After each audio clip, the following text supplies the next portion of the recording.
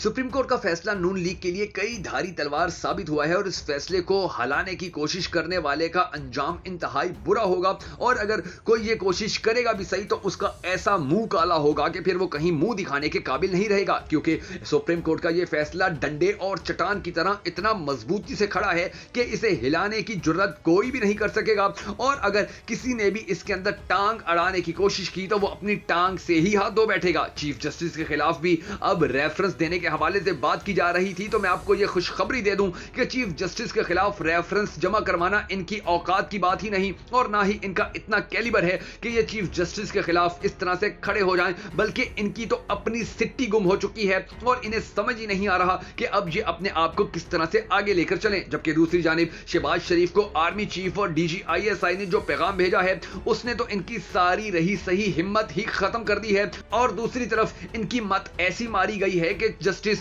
फाइज ईसा के जो इनकी सबसे बड़ी उम्मीद था उसके खिलाफ अब ना सिर्फ गुजरांवाला बार ने पिटीशन दायर कर दी है, बल्कि अब उसके लिए भी बहुत सी मुश्किलात पैदा होंगी। इंशाल्लाह अब आने वाला वक्त नून लीग के लिए मुश्किल तरीन और तहरीके इंसाफ और इमरान खान के लिए आसान तरीन होने जा रहा है। हम सबको दुआ करनी है कि हमारे परवरदिगार इमरान खान को पाकिस्तान का अगला वजीर आजम बना, ताकि पाकिस्तान के तमाम तर मसाइल हल हो सकें। अगर आप भी इस दुआ में शामिल होना चाहें तो हमेशा की तरह कमेंट सेक्शन के अंदर आमीन जरूर लिखिएगा। और अगर अब तक आपने हमारा YouTube चैनल सब्सक्राइब नहीं किया है तो जरूर कर लीजिए और बेल आइकन को प्रेस करना भी हरगिज मत भूलिएगा, ताकि आपको हमारी तमाम तर वीडियोस बर वक्त मौसूल होती रहें। मैं हूं शकील हैदर और आप देख रहे हैं आपका पसंदीदा चैनल बगा फैक्ट्स। नाजरीन गिरामी, सबसे पहले मैं आपको यह बताता हूं कि हमारे मौजूदा आर्मी चीफ कभी ये नहीं चाहेंगे कि उन्हें तौहीन अदालत का नोटिस आए और ना ही हमारे डीजी आईएसआई ये चाहेंगे कि उनको अदालत की जानिब से कोई नोटिस मिले या कोई पैगाम मिले। इसकी सबसे बड़ी वजह यह है कि नून लीग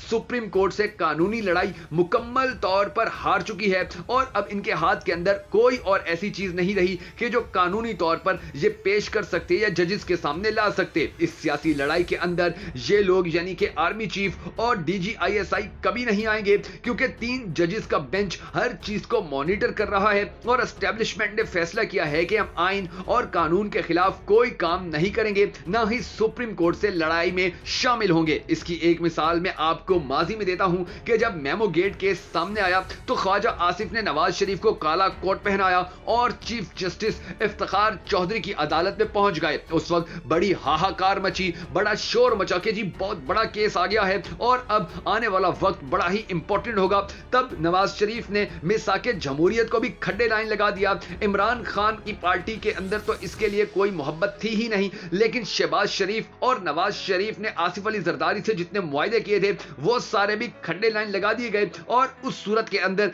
जब मियां साहब ने मुड़कर देखा तो ना ही अपने पीछे इन्होंने आर्मी चीफ को पाया और ना ही उस वक्त डीजी आईएसआई इनके साथ खड़े हुए थे। उस वक्त जो आर्मी चीफ इशफाक कयानी थे वो मुकम्मल मंजर से गायब थे और इस तरह मियां साहब बड़ी बुरी तरह फंस गए थे। इसके बाद जो डीजी आईएसआई थे वो अपना एक बयान लेकर फिर अदालत तो आए, लेकिन इशफाक कयानी जो आर्मी चीफ थे उन्होंने एक कागज भेज दिया और अपना जवाब ऐसा जमा करवाया कि उस कागज के ऊपर उनके सिग्नेचर ही नहीं थे। फिर उसके बाद नून लीग और मियां साहब को पता चला कि इनके साथ कितनी बड़ी गेम हो गई है और हमारी आर्मी और डीजी आईएसआई कभी भी ऐसे मामलात के अंदर दखल नहीं देते हैं कि जिसकी वजह से इनके सुबकी हो, जिसकी वजह से इनका इदारा बदनाम हो। और यही वजह है कि नून लीग और मियां साहब जिस तरह पहले एस्टेब्लिशमेंट के होते हुए भी अकेले रह गए थे, इसी तरह अब एक मर्तबा फिर ये अकेले रहने जा रहे हैं और इनका कोई साथ नहीं देगा। इंशाल्लाह अब वो वक्त दूर नहीं कि जब ये अपने अंजाम की तरफ बढ़ रहे हैं और अपने अंजाम को पहुंचेंगे और पाकिस्तान से इनकी हुकूमत खत्म होगी और इमरान खान